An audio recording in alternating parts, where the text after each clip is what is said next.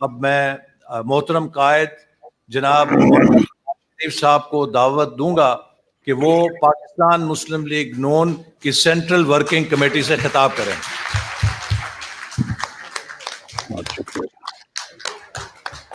بہت بہت شکریہ. Thank you very much.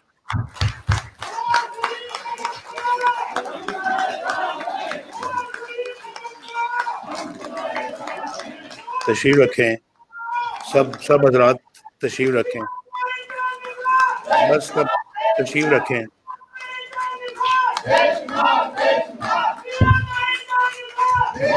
بس ٹھیک ہے، میں تشریف رکھیں، آپ مہربانی کر کے تشریف رکھیں، تشریف رکھیں.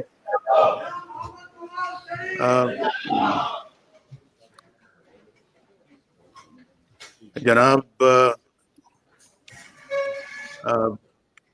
راجہ ظفر الحق صاحب دکھائیں. محترم حسن اقبال صاحب، جناب شاہد خاقان عباسی صاحب،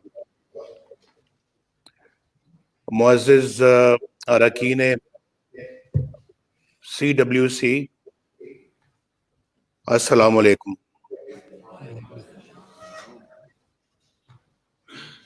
بہت خوشی ہو رہی ہے آپ کو سامنے دیکھ کر. بڑے عرصے کے بعد میں آپ سے مخاطب ہوا ہوں، اور کیا کیا وقت نہیں دیکھے ان 2.5 سالوں میں، کیا کیا مرحلے نہیں آئے. تو اس کے باوجود اللہ کا شکر ہے کہ اللہ تعالیٰ نے آج پھر مجھے آپ سے ملایا ہے، اور میں آپ کو اپنی آنکھوں سے سامنے بیٹھا ہوا دیکھ رہا ہوں. اس لحاظ سے تو میں بہت خوش ہوں. لیکن کہتے ہیں نا کہ اور بھی غم ہیں زمانے میں محبت کے سوا. تو جب چاروں طرف ملک کے اوپر نظر ڈالتا ہوں تو دل بڑا غمگین ہوتا ہے، دکھ اور تکلیفیں محسوس کرتا ہوں. ہم کیا تھے، کہاں جا رہے تھے، اور آج کہاں ہیں اور کدھر جا رہے ہیں. ایک زمین آسمان کا فرق دیکھتا ہوں میں. مجھے سمجھ نہیں آتی کہ آنن فانن ایسا کیوں کر ہو گیا. کتنے خوشحال تھے لوگ 2018 تک. ہماری حکومت 2013 سے لے کے 2018 تک رہی ہے، اور میں آپ کی دعاؤں سے، اللہ تعالیٰ کے فضل و کرم سے اور آپ کی سپورٹ سے میں 2013 سے لے کے 2017 تک میں وزیر اعظم رہا، اور بھرپور طریقے سے میں نے اور میری ٹیم نے جو یہاں پر بیٹھی ہوئی ہے اور جو یہاں پر اس وقت موجود نہیں ہے، مثلا شہباز شریف صاحب جو اس وقت جیل میں ہے، ناکردہ گناہوں کی سزا میں جیل میں ہے، یعنی محنت کر کے، خدمت کر کے پاکستان کا نقشہ بدل رہے تھے. بھائی یہ سب چیزیں جو ہیں یہ تاریخ کی بات ہے. کوئی میں زبانی جمع خرچ نہیں کر رہا، یہ لفاظی نہیں ہے. آپ نے خود مشاہدہ کیا ہے ہمارے کاموں کا اور ہماری حکومت کا. ہمارے اللہ کے فضل و کرم سے جو ہم نے کارنامے کیے ہیں ملک میں، ہم نے تو ہر سیکٹر میں کیے ہیں. یہ اللہ کا خاص کرم ہے. اور مجھے بھی کئی دفعہ समझ नहीं आती कि अल्हम्दुलिल्लाह इन 4 सालों में भाई 3-4 सालों में इतने मंसूबे अल्लाह ने हमसे लगवा दिए कि बिजली भी आ गई, दहशतगर्दी भी खत्म हो गई, इकोनॉमी भी आसमान की तरफ जाना शुरू हो गई, गुर्बत का खात्मा हो रहा था, सुई गैस भी आ गई, यानी गैस भी आ गई, और रोजगार भी लोगों को मिलना शुरू हो गया। पाकिस्तान G20 में शामिल होने का मंसूबा बना रहा था। G20 आपको मालूम है ना, दुनिया के 20 सबसे ताकतवर मुल्कों में पाकिस्तान ने शामिल होना था। एशियन टाइगर तो हम बन ही चुके थे और उस तरफ बढ़ रहे थे। पूरे एशिया में अल्लाह के फजल करम से साउथ एशिया में साउथ एशिया की बात कर रहा हूं कि साउथ एशिया में हम एक यानी कि टाइगर की हैसियत अख्तियार कर ली थी और फिर उस तरफ हम बढ़ रहे थे और दुनिया एक्नॉलेज कर रही थी, दुनिया भर पाकिस्तान की तरक्की की तारीफ कर रही थी। मैं ये अपने मुंह से अल्फाज नहीं कह रहा, आप लोग विटनेस है, पूरी कौम विटनेस है। और फिर दिनों में, हफ्तों में, सालों में नहीं, जैसे ये BRT पेशावर का मंसूबा जो पिछले 6 साल से अभी तक परवान नहीं चढ़ सका और आज भी कहीं आग लग जाती है, बसें जल जाती हैं, छतें टूट जाती हैं, बिल्डिंग टूट जाती है, लिफ्टों को नुकसान हो जाता है। और कितना पैसा खर्च आया हमारे 3 मंसूबों पर, जो BRT के मंसूबे हैं, लाहौर, इस्लामाबाद, रावलपिंडी और मुल्तान, सबको मिला लें, इन तीनों से ज्यादा पेशावर पे खर्चा आया है। मेरा ये अंदाजा है, मेरा शायद को 5-10% ऊपर नीचे हो सकता है तो हो जाए। इन तीनों मंसूबों से मेरे ख्याल में ज्यादा रकम सिर्फ पेशावर के मंसूबे पे लगी है और आज तक वो चल नहीं सका। हमने अपने मंसूबे 1-1 साल में, 1.5-1.5 साल में शुरू भी कर दिए, चला दिए। बिजली के कारखाने हमने 1.5-1.5 साल में मुकम्मल किए। ये स्पीड कभी पाकिस्तान की तरक्की की आपने देखी है पहले? कभी नहीं देखी होगी। मेरा दावा है कभी ये स्पीड आपने नहीं देखी होगी कि इतने बड़े बड़े बिजली के कारखाने अल्लाह के फजलो करम से 1.5 साल में, 2 साल में मुकम्मल हो रहे हैं। भाई ये जिन है जो बना रहे हैं, हम लोग बना रहे थे अल्लाह के फजलो करम से। कौम की दुआएं हमारे साथ थी और हर सेक्टर में अल्लाह के फजलो करम से इसी तरह से काम हो रहा था। जाके देखें मंसूबे, जो गैस के मंसूबे जो बन रहे थे हमारे, और जो गैस यानी कराची पोर्ट के ऊपर जो है वो जो हमने वो लगाए वहां पे उनके मंसूबे, वो अपनी मिसाल आप रखते हैं। पाकिस्तान में गैस भी आ गई, बिजली भी आ गई, दहशतगर्दी भी खत्म हो गई, पाकिस्तान की इकोनॉमी भी चल पड़ी। 5.8% ग्रोथ रेट था हमारा, 5.8%। और आज कितना है, जरा आप बताएं कितना है? आज माइनस है, माइनस सुना है 1.4 पे होने वाला है। अभी तो ये -0.4 की बात कर रहे हैं, लेकिन ये -1.4 पे जाएगा। ये जमीन आसमान का फर्क है, जमीन आसमान का। हमारे जमाने में, वो पहले वाला लगा है जो लोगों को मैं देख रहा था, हमारे जमाने में रुपया 100 रुपए, $1 100 रुपए के लगभग था। वो तो हमारे आने से पहले डॉलर जरा बढ़ गया था। अगर हम बर वक्त आ जाते, शायद ये 100 रुपए पे ना पहुंचता, हम और उसको कम कर देते। हमने किया भी था उसको कम। यहाँ पे डार साहब भी बैठे हुए हैं, ये इस वक्त इजलास अटेंड कर रहे हैं। पूछे इनसे, रोज हमारी रुपए पे बात होती थी कि रुपया नहीं गिरना चाहिए। हमारी बहुत सारी मजबूरियां भी थी, मुश्किलात भी थी, लेकिन हमने रुपए को काबू में रखा, 4 साल काबू में रखा। रुपए से मुझे याद आता है कि जब मैंने कहा कि 4 साल काबू में रखा, हमने अजनास की, जरी अजनास की, रोजमर्रा की अशिया की कीमतों को भी 5 साल हमने कंट्रोल में रखा, बढ़ने नहीं दिया। जब हम आए थे 50 रुपए चीनी का रेट था फी किलो, हम 50 पे ही छोड़ के गए। पूछें इस सिलेक्टेड वजीर आजम को, इसने पिछले 2 सालों में 50 से 100 रुपया चीनी क्यों कर दी? कोई पूछो, आप नहीं बता सकते इस सवाल का जवाब, तो गरीबों से पूछो जिनके चूल्हे बंद हो गए हैं।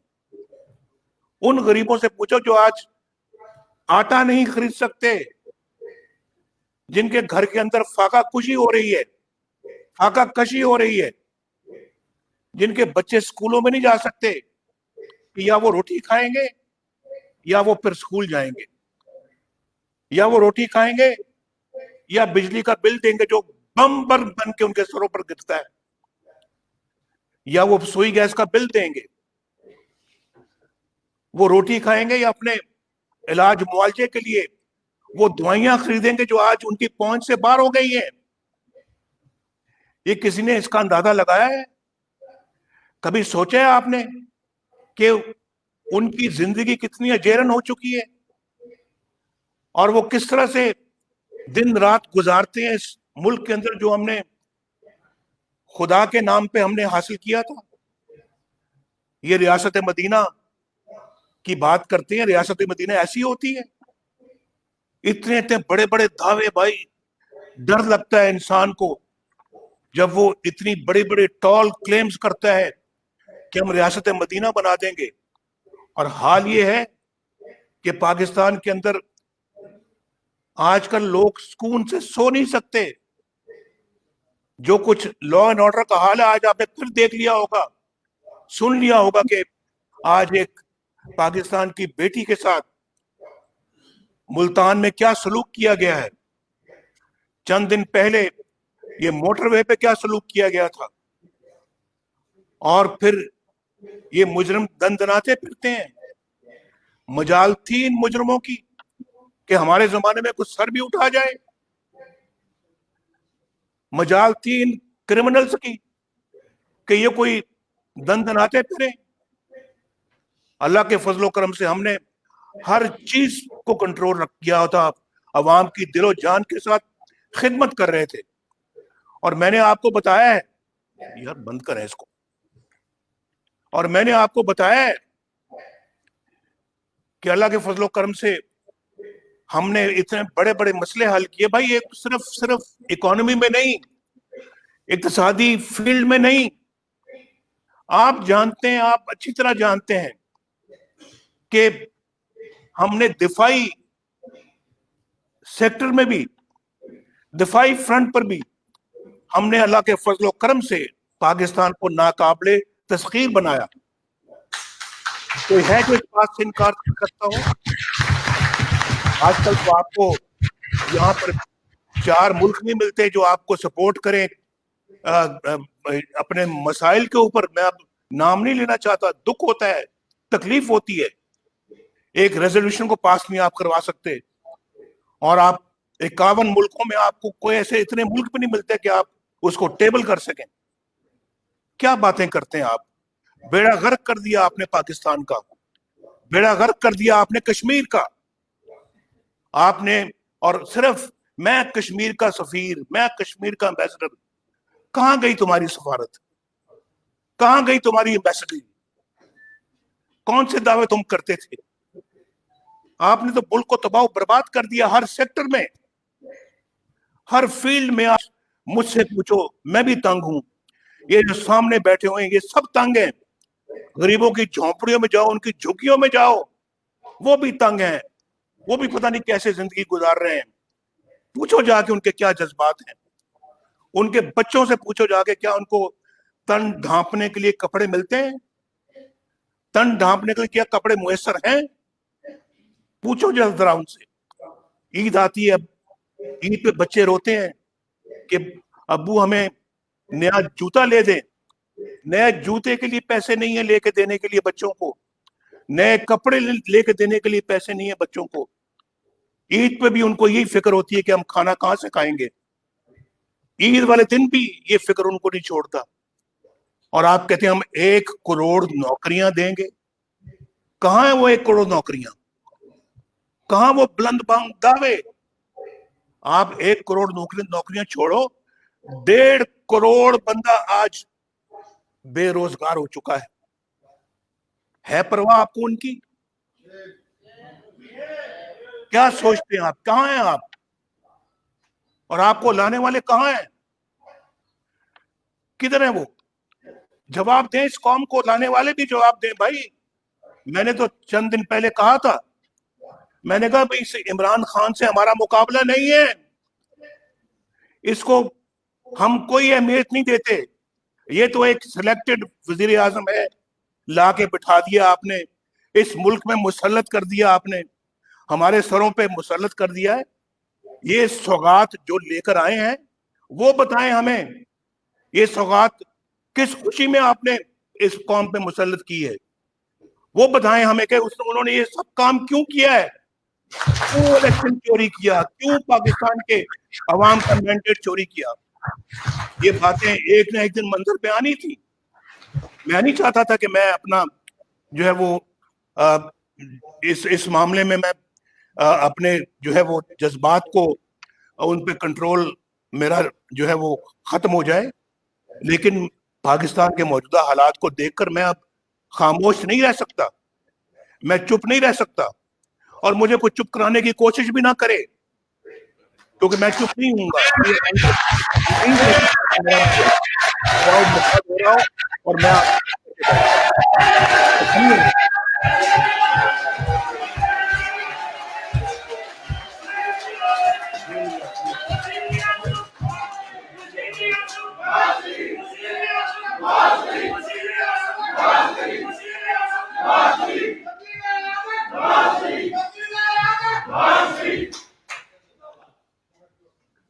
ایک سب سے پہلے نعرہ لگا رہے ہیں آپ, نعرہ آپ لگائیں بالکل بڑے شوق سے, لیکن ذرا نعرہ لگانے سے پہلے کیا میں آپ سے پوچھ سکتا ہوں, اور جواب مجھے دینا پورے خلوص کے ساتھ اور دیانتداری کے ساتھ. مجھے ایسا نہیں جواب چاہیے جو صرف زبان سے آئے اور دل اس کا ساتھ نہ دے. اگر دل ساتھ دیتا ہے تو پھر مجھے جواب دو, دل ساتھ نہیں دیتا تو چپ رہو. جواب بھی دینے کی ضرورت نہیں ہے, میں نہیں مانگتا آپ سے جواب. پاکستانی قوم اس کا جواب جانتی ہے. میں آپ سے پوچھنا چاہتا ہوں, ذرا آپ اپنے دماغ سے پوچھیں, دل سے پوچھیں. پہلے دل سے پوچھیں, بعد میں دماغ سے پوچھ لینا. کیا آپ کو, مجھے اور ہم سب کو تاریخ کے درست سمت پر کھڑے ہوتے ہوئے نظر آنا چاہیے یا نہیں آنا چاہیے؟ مجھے ذرا بالکل دل سے پوچھ کے ہاتھ کھڑا کر کے بتاؤ. ہمیں تاریخ کے درست سمت میں کھڑے ہوتا ہوا نظر آنا چاہیے یا نہیں؟ جو سمجھتے آنا چاہیے ہاتھ کھڑا کرو.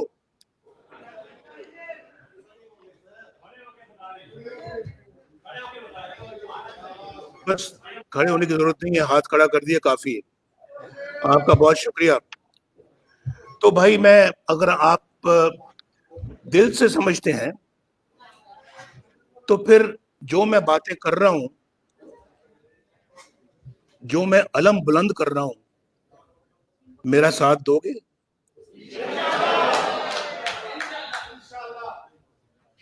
اس سوال کا جواب بھی دل سے پوچھ کے بتاؤ, میرا ساتھ دو گے؟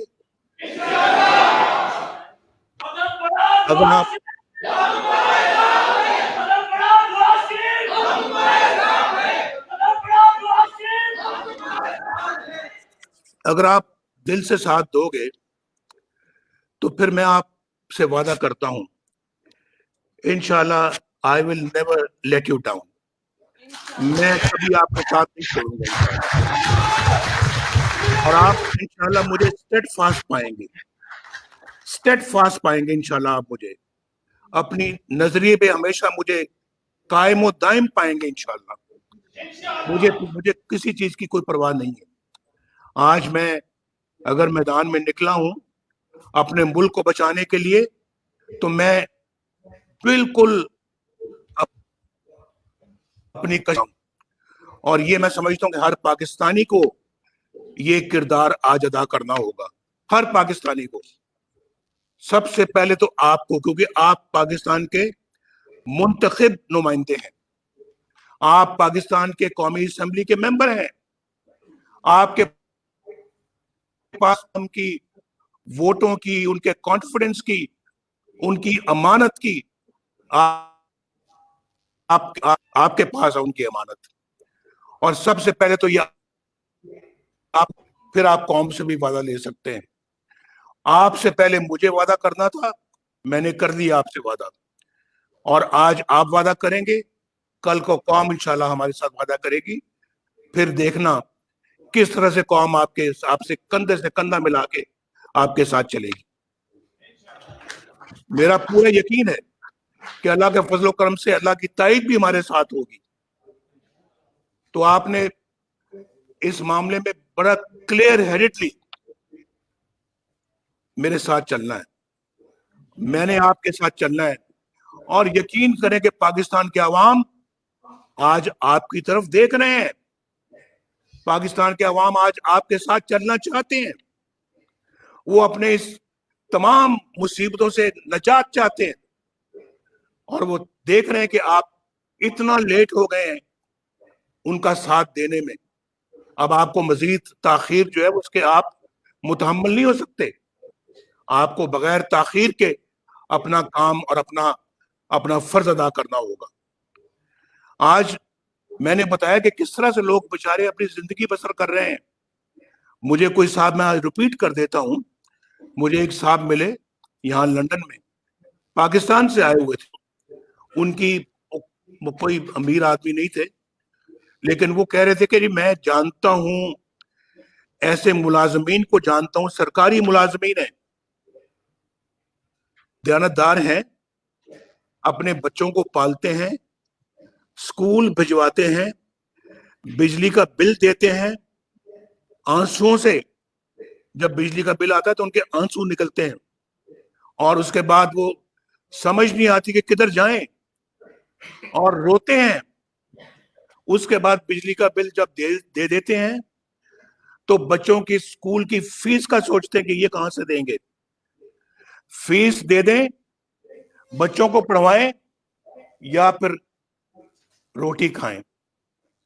वो कहते हैं दोनों में से उनको समझ नहीं आती कि हम किस चीज का इंतखाब करें। हमारे जमाने में तो ये हाल नहीं था, आज ये हालात पैदा हो चुके हैं। ये तो मैं वो कहने लगे कि उसके बाद फिर अगर वो रोटी खाते हैं तो उनके पास सालन के पैसे नहीं होते, वो पानी से रोटी गीली करके भी कई दफा उनको खानी पड़ती है, पानी से। ये तो उन लोगों का वो हाल बता रहे थे जिनके पास छोटा मोटा रोजगार है, जो बेचारे अभी भी तनख्वाह लेते हैं, घर का किराया भी देना पड़ता है, और फिर बच्चों के लिए दूध का इंतजाम भी करना पड़ता है।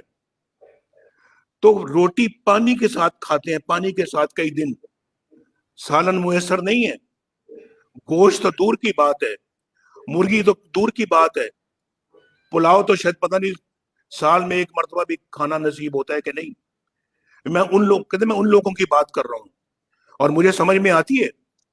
आज 30,000 रुपया जरा सामने रखें, इन सब की जरूरियात को सामने रखें टेबल पे, 30,000 रुपये इस तरफ रख दें, ये सब मसाइल इस तरफ रख दें, एक एक को बताएं कि इतना इतना पैसा इन तमाम चीजों को दरकार है, और उसके बाद देख लें कि जब आधी चीजों में पहुंचेंगे 30,000 रुपया खत्म हो चुका होगा, और बाकी आधी चीजों के लिए क्या करेंगे? भीख मांगेंगे किसी से जाकर। उधार मांगेंगे किसी से जाकर, चोरी करेंगे, डाका डालेंगे। ऐसे तो बहुत सारे लोग हैं जो डाका नहीं डालना चाहते, ऐसे तो बहुत सारे लोग हैं जो चोरी नहीं करना चाहते, ऐसे बहुत खुददार लोग हैं जो भीख नहीं मांगना चाहते। फिर क्या करेंगे?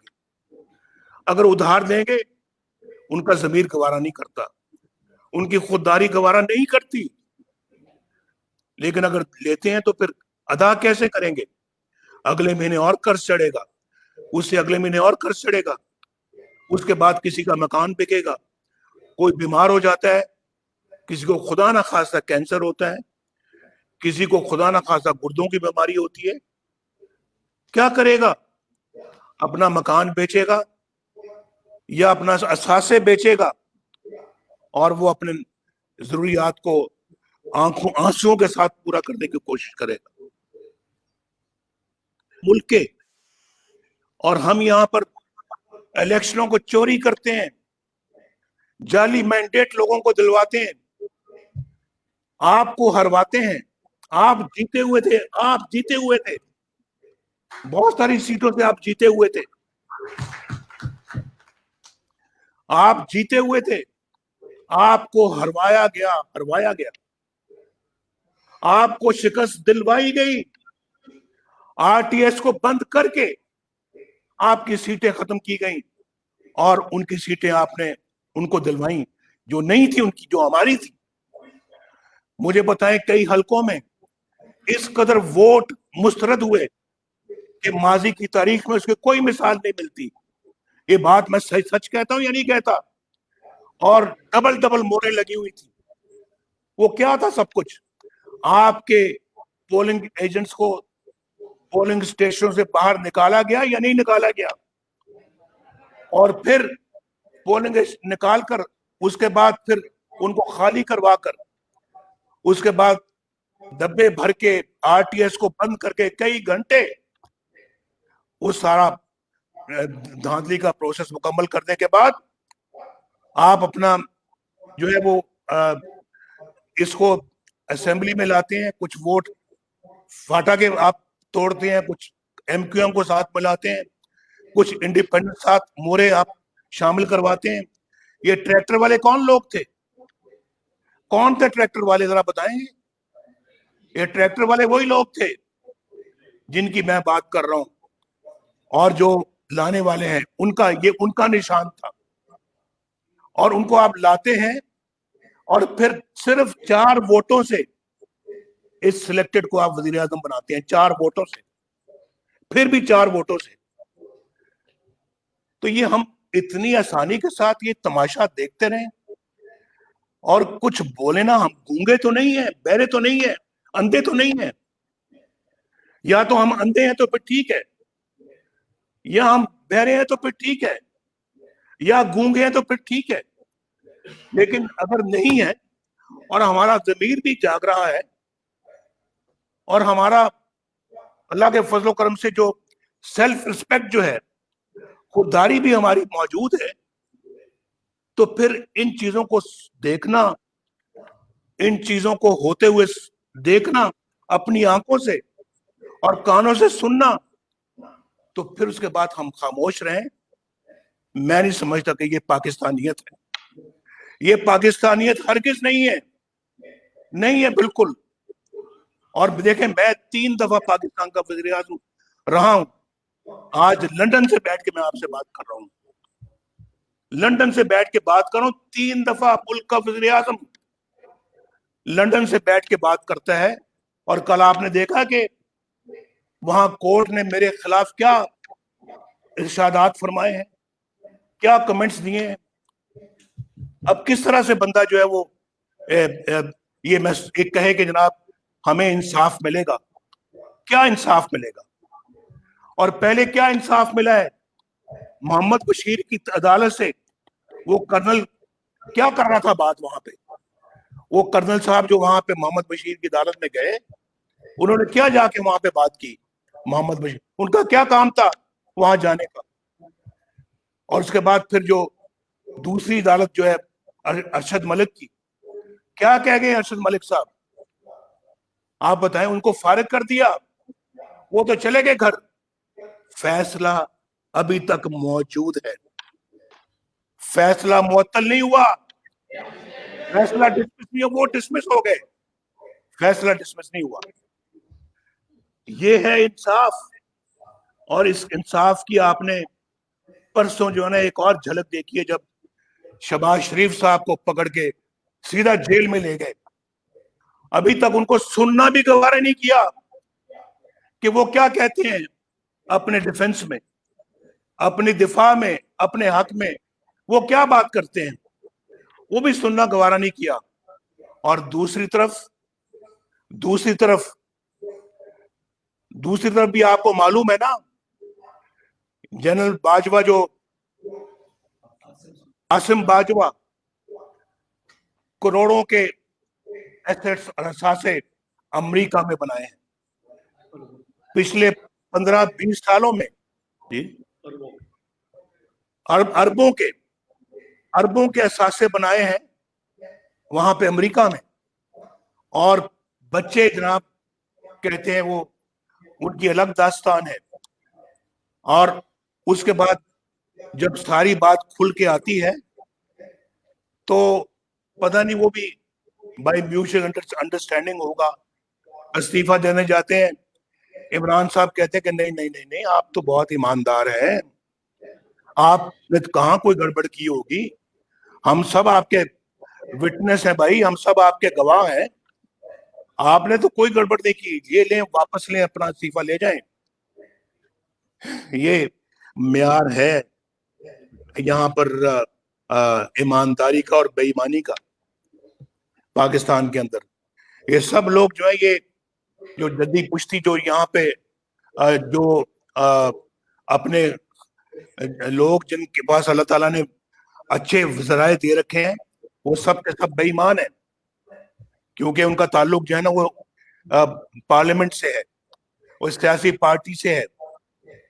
और ये लोग ये जो अपना जिन्होंने असासे अरबों के वहां बाहर बनाए हैं, ये बनाने के बावजूद ईमानदार है। यार ये मेयार तो नहीं चलेगा यहाँ पर। और फिर आप ये तवक्को करें कि ये मेयार ये हो और फिर नवाज शरीफ खामोश रहे। नवाज शरीफ उस मिट्टी का नहीं बना हुआ कि जो ऐसी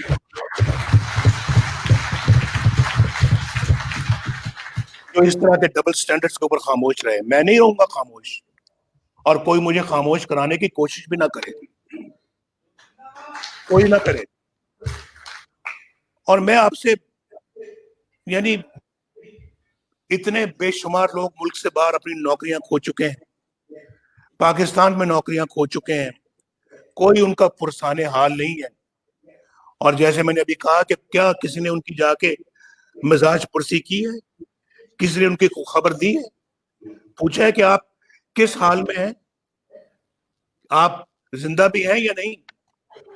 तो भाई उन्होंने ये सब, मैंने आपको भी रोजगार की बातें बताई, पाकिस्तान के अवाम की मुश्किलात की बातें बताई हैं, लेकिन मैं ये समझता हूं कि इन सब मुश्किलात की जिम्मेदारी जो है वो इमरान खान पर तो आयद होती है।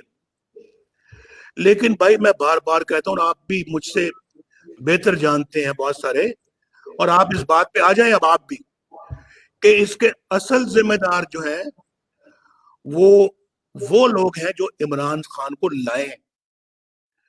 आज इस सब चीजों का हिसाब उनको देना होगा।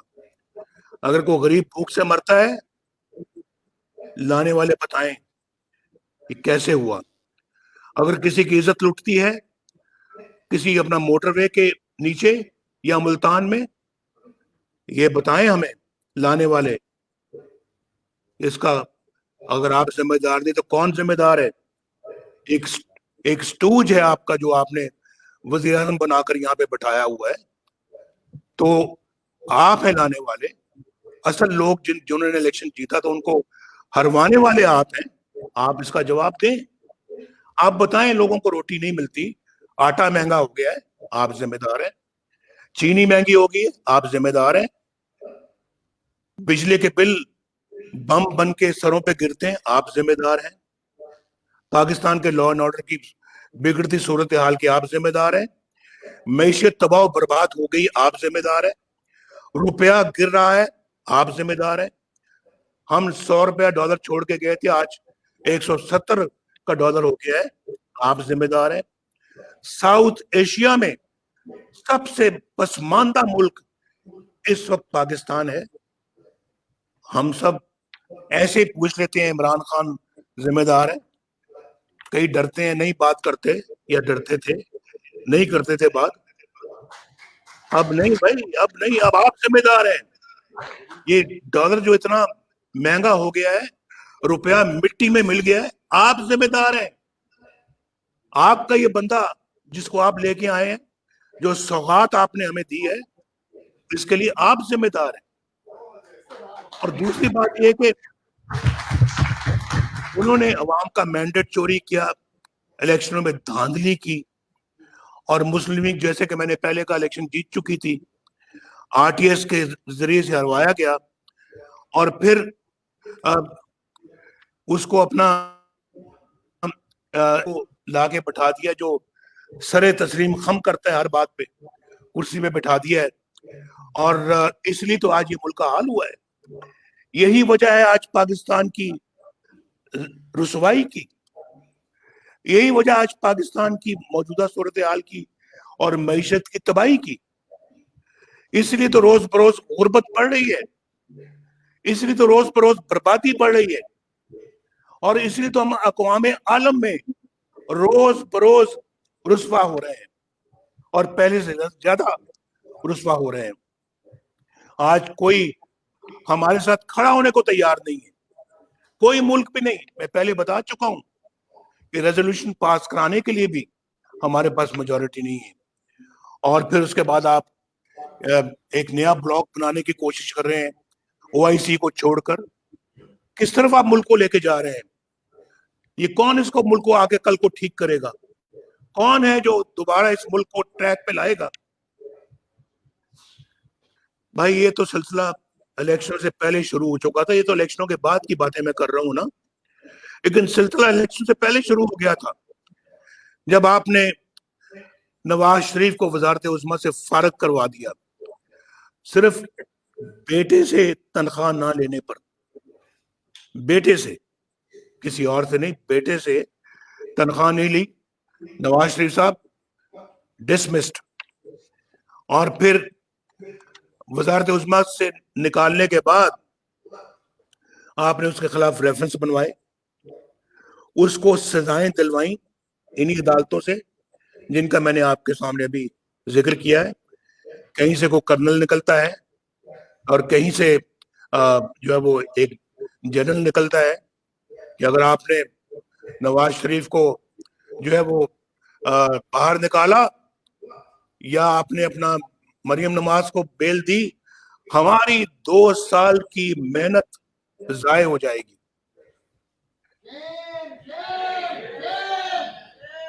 ये है वो 2 साल की मेहनत जो जाये होने का खदशा था उनको।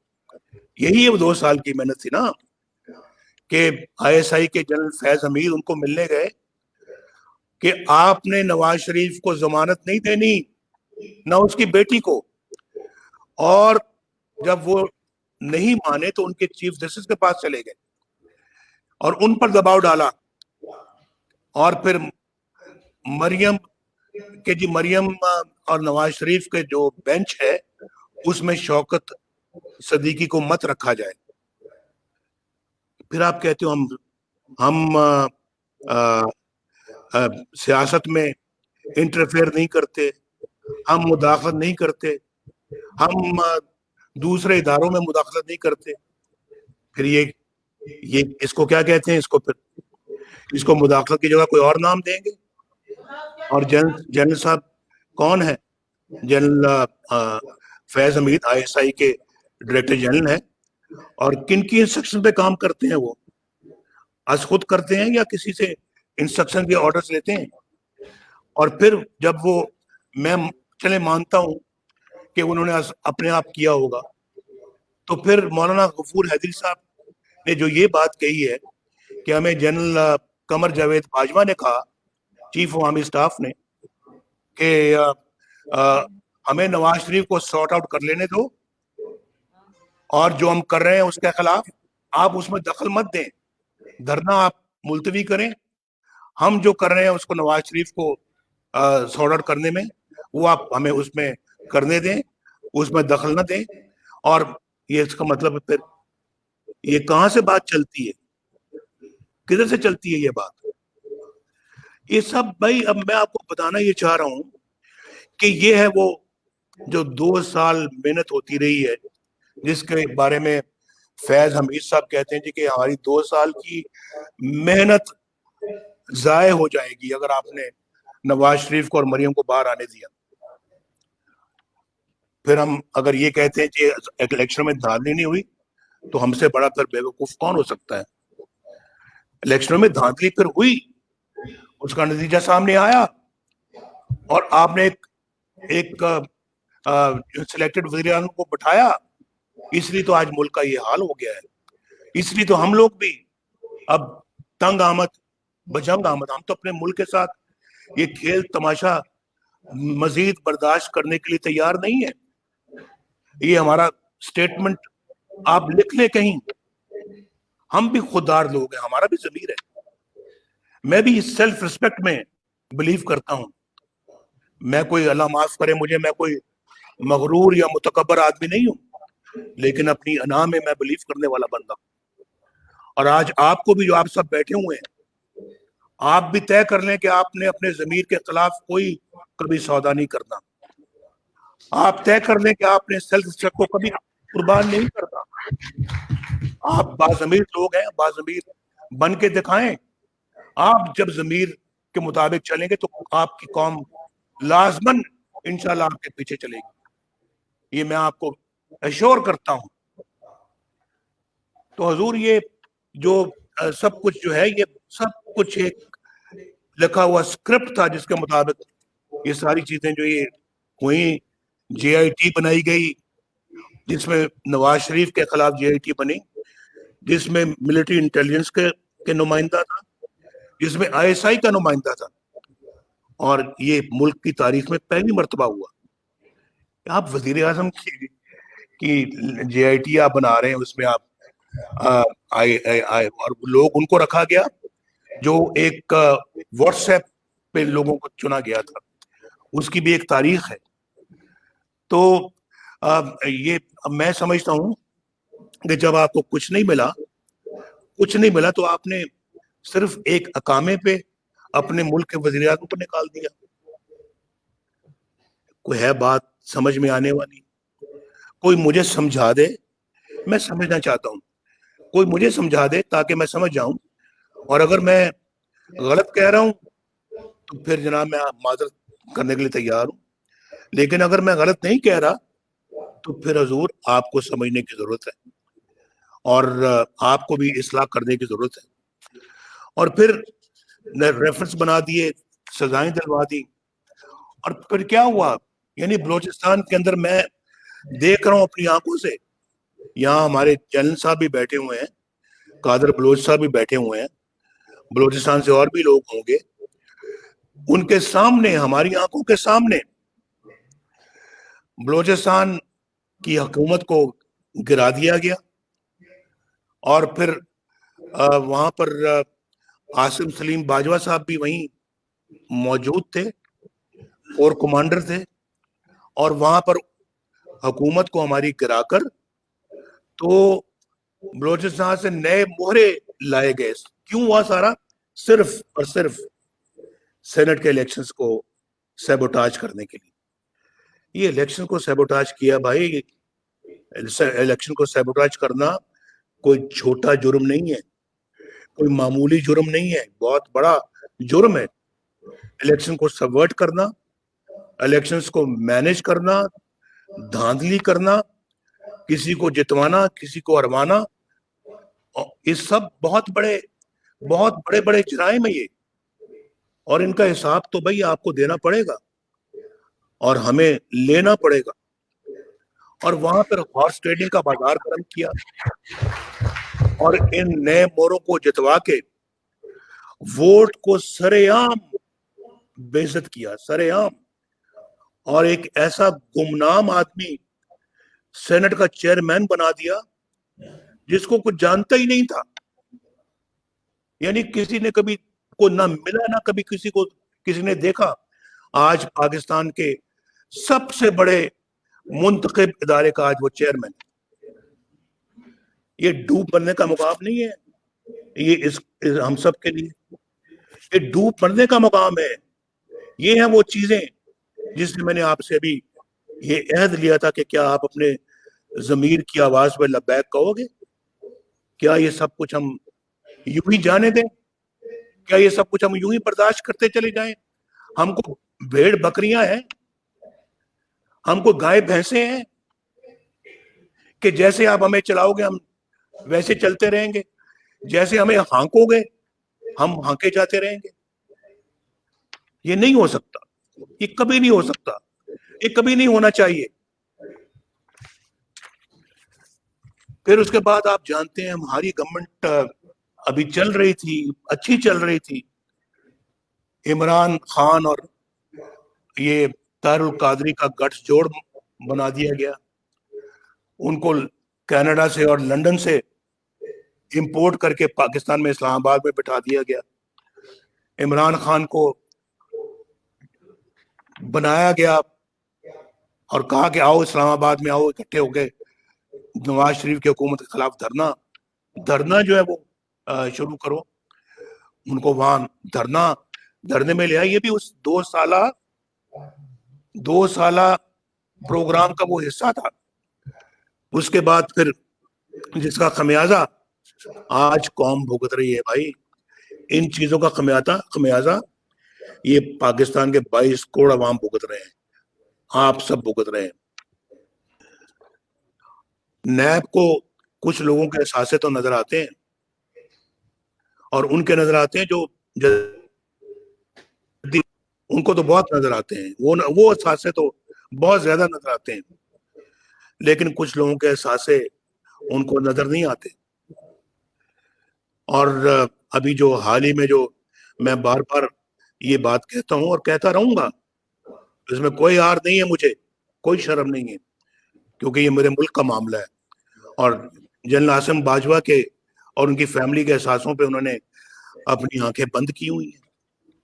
ये नैब का किरदार है भाई। आपने जनरल आसिम बाजवा को नोटिस भेजना तो भेजें, नहीं भेजना तो फिर कम से कम एक मेडल ही दे दे उसको, और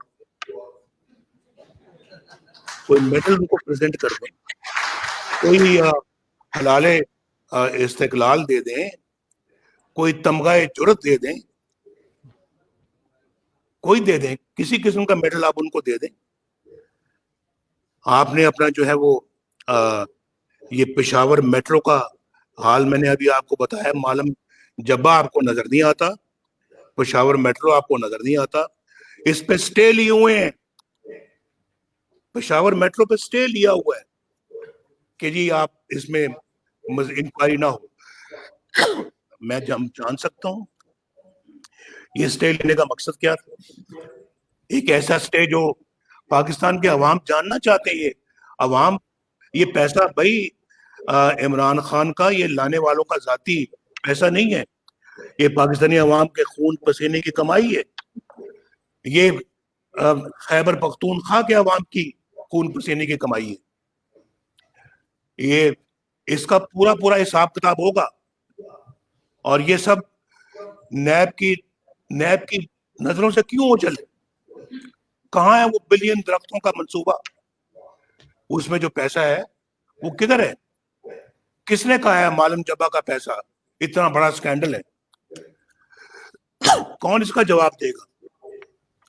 ये सब चीजें जो कौम इनका जवाब मांगती है और ये जवाब आपको देना होगा। मैं कल भी मैंने कहा है कि मैं अपना दूसरी मैं आपको ये भी बताना चाहता हूं कि ये कौन बताएगा हमें फॉरेन फंडिंग केस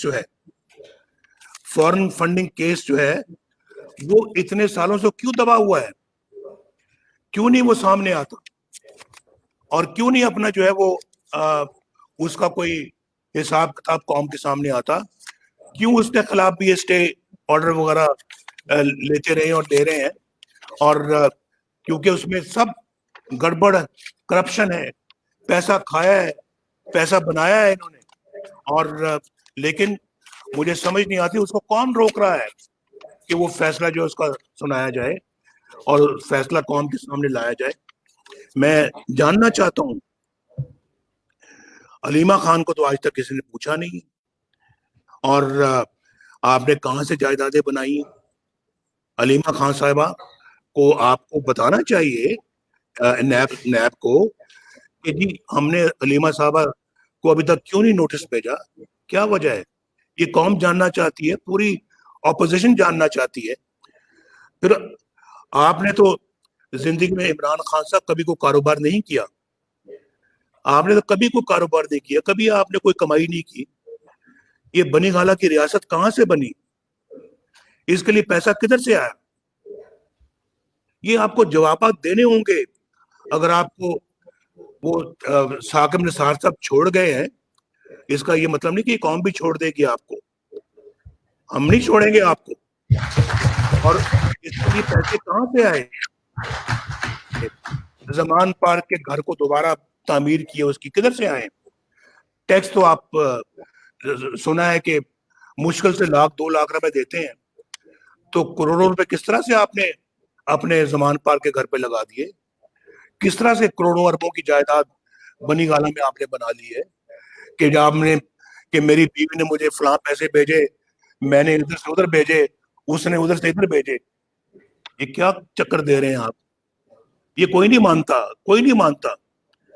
आप इन सब चीजों के बाद ठहरे सादिक और अमीन, और हम जो 1937 से हमारे बड़े माशाल्लाह पाकिस्तान के अंदर खून पसीने की कमाई करते रहे हैं, अपने हाथों से काम करते रहे, हम जो है वो सबसे बड़े चोर ठहरे।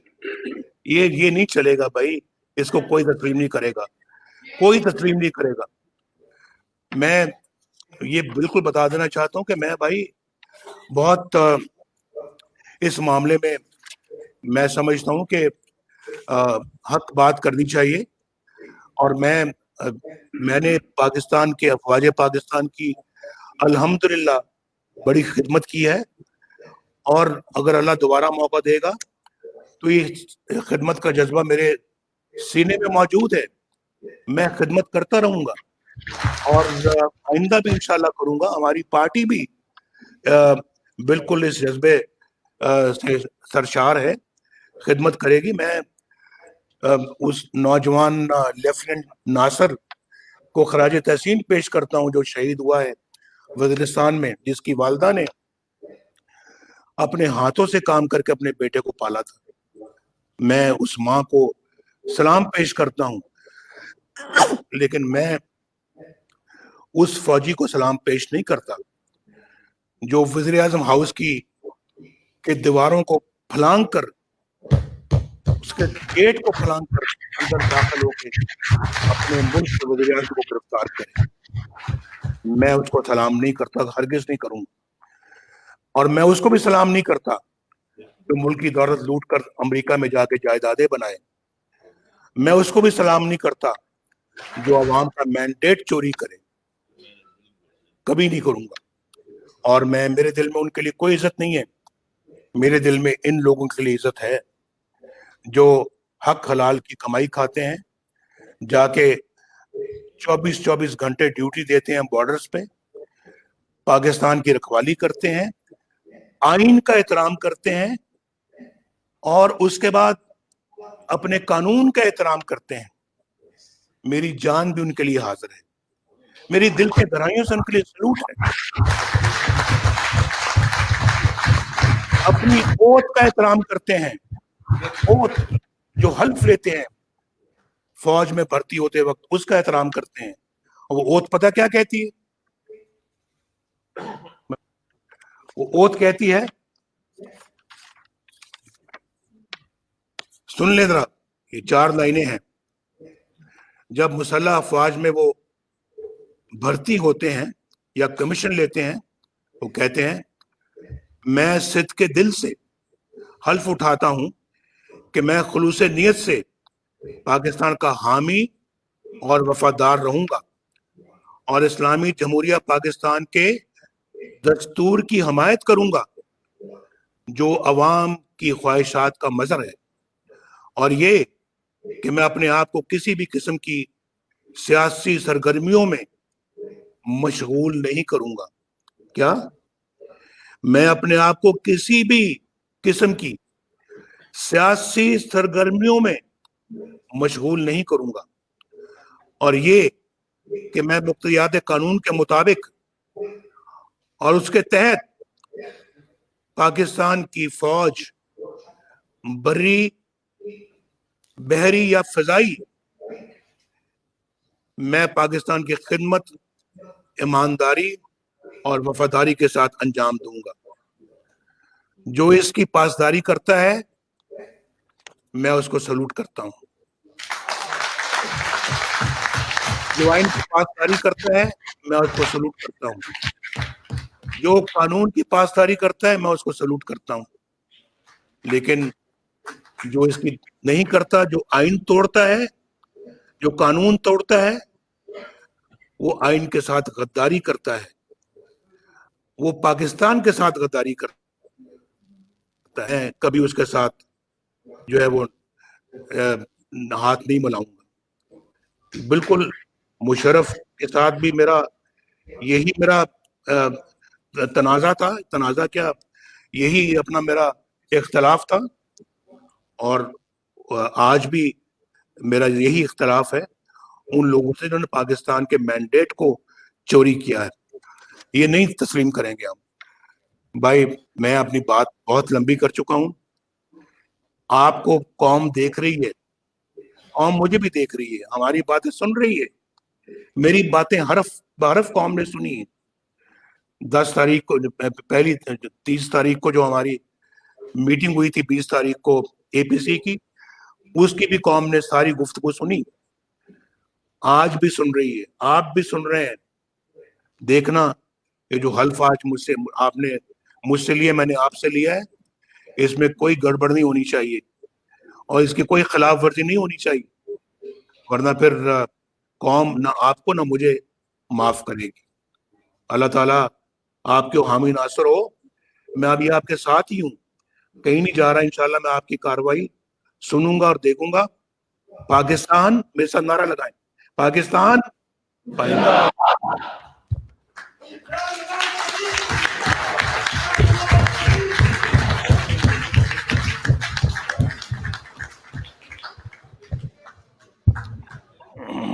محترم قائد، میں پاکستان مسلم لیگ نون کی ورکنگ کمیٹی کے بہاف پہ آپ کا شکریہ ادا کرتا ہوں کہ آپ نے اپنے خطاب کے ذریعے نہ صرف ہماری رہنمائی کی بلکہ پوری قوم کی رہنمائی کی، اور میں آپ کو سینٹرل ورکنگ کمیٹی کے بہاف پہ یہ بھی یقین دلانا چاہتا ہوں کہ انشاءاللہ لیگ نون کا ہر ورکر آپ کی کال پر لبیک کہے گا اور اس حلف کی پاسداری کرے گا جو آج سینٹرل ورکنگ کمیٹی میں موجود اراکین نے اٹھایا ہے، چونکہ یہ تمام اراکین بھی مسلم لیگ نون کی گوادر سے لے کے گلگت تک پھیلی ہوئی شاخوں کے نمائندہ ہیں۔ انہی الفاظ کے ساتھ اب میں دعوت دوں گا جناب شاہد خاقان عباسی صاحب کو، سینئر نائب صدر پاکستان مسلم لیگ نون اور سابق وزیر اعظم۔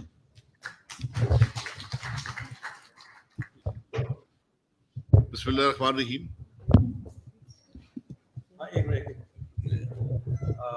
میری اب درخواست، ہاں جی، اب میری کیمروں سے درخواست ہے، چونکہ ہماری انٹرنل میٹنگ شروع ہو رہی ہے، تو برائے مہربانی آپ حضرات جو ہیں تشریف لے جائیں تاکہ ہم اپنی انٹرنل